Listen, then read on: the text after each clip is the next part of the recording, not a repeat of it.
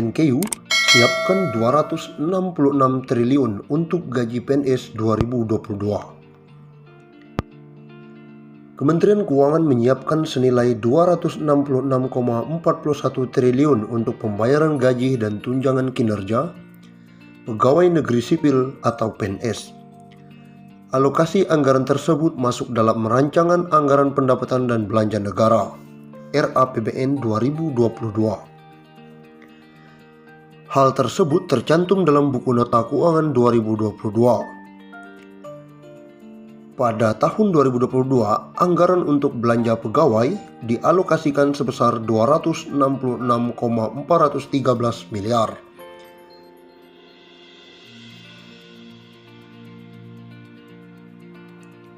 Alokasi untuk gaji dan tunjangan PNS tersebut merupakan bagian dari belanja senilai 940,57 triliun dalam RAPBN 2022. Umumnya ada 4 hal penting dalam mempertimbangkan belanja kementerian atau lembaga. Pertama, kelanjutan kegiatan vaksinasi dan reformasi sistem kesehatan nasional. Kedua, kelanjutan program bantuan sosial diantaranya kartu sembako, penerima bantuan iuran, jaminan kesehatan, dan KIP kuliah serta mendukung reformasi perlindungan sosial secara bertahap dan terukur. Ketiga, pendanaan proyek multi-year dan penyelesaian proyek strategis nasional. Lalu yang keempat, perihal kebijakan pemberian tunjangan hari raya kepada PNS tahun 2022. Selain belanja pegawai, belanja kementerian atau lembaga juga digunakan untuk belanja barang sebesar 336,03 triliun dan belanja modal sebesar 196,60 triliun. Pemerintah juga menyiapkan belanja bantuan sosial yang disalurkan melalui kementerian atau lembaga senilai 141,51 triliun. Alokasi tersebut akan digunakan untuk melanjutkan program bantuan sosial seperti program Keluarga Harapan, kartu sembako, iuran PBI JKN, dan program KIP kuliah. Pemerintah juga akan melakukan program Indonesia Pintar, bantuan asistensi lanjut usia, bantuan disabilitas, serta bansos penanggulangan bencana. Dalam rangka meningkatkan tingkat perekonomian dan kesejahteraan masyarakat miskin, pemerintah memberikan bantuan sosial kepada masyarakat miskin melalui berbagai program. Bunyi informasi tersebut. Sebagai informasi, belanja kementerian atau lembaga bersumber dari rupiah murni senilai 788,8 triliun dan non-rupiah murni 151,8 triliun. Pada 2022, belanja kementerian atau lembaga lebih rendah dibandingkan outlook APBN 2021 yakni 1059,4 triliun.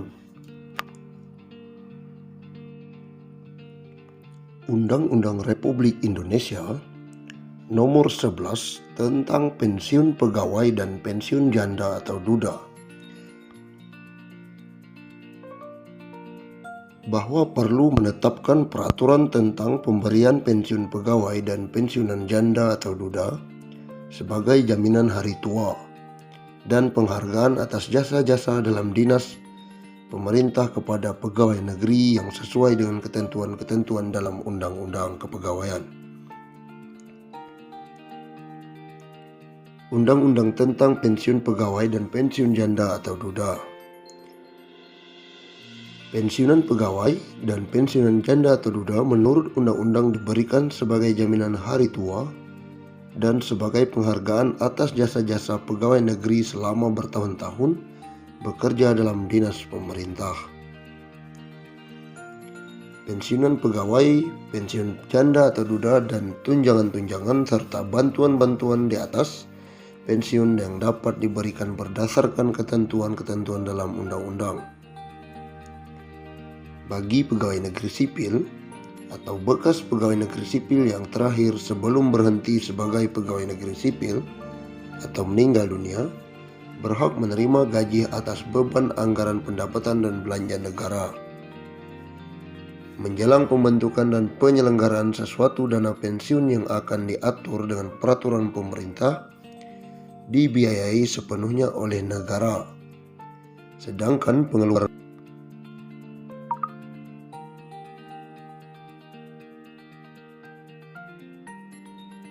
akan diatur dengan peraturan pemerintah dan dibiayai sepenuhnya oleh negara.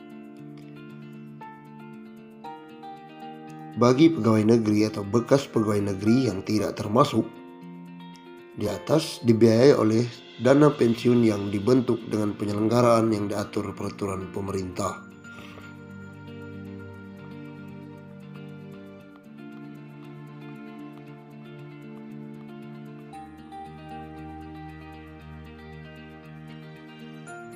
Undang-undang ini diadakan sebagai pelaksanaan ketentuan dalam pasal 19 Undang-Undang Pokok Kepegawaian yang menentukan bahwa jaminan hari tua pegawai negeri yang diantara lain berupa pensiun bagi pegawai negeri sendiri dan pensiun janda atau duda harus diatur undang-undang mengingat keadaan penghidupan masyarakat Indonesia. Sesuai dengan ketentuan dalam Undang-Undang Pokok Kepegawaian, maka peraturan pensiun yang baru ini mempunyai sifat pokok. Pensiun diberikan sebagai jaminan hari tua, sebagai penghargaan atas jasa-jasa pegawai selama bekerja bertahun-tahun dalam dinas pemerintah. Kedua sifat dari pensiun itu telah menentukan penyatuannya dalam pasal 19. Undang-undang ini yang menentukan 3 syarat pokok untuk memperoleh hak pensiunan, yaitu telah mencapai usia sekurang-kurangnya 50 tahun, memiliki masa kerja untuk pensiun sekurang-kurangnya 20 tahun.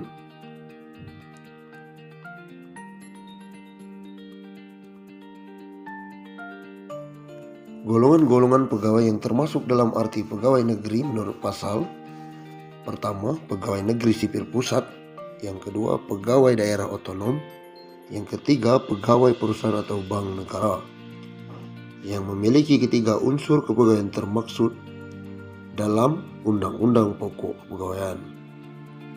Dengan gaji terakhir yang berhak diterima dimaksudkan juga gaji menurut pangkat anumerta. Ada tunjangan juga dari pemerintah. Yang dimaksud dengan tunjangan umum dan bantuan umum ialah tunjangan untuk bantuan yang pemberiannya tidak tergantung dari jabatan atau pekerjaan pegawai negeri, melainkan diberikan dalam rangka kesejahteraan jaminan sosial pegawai negeri.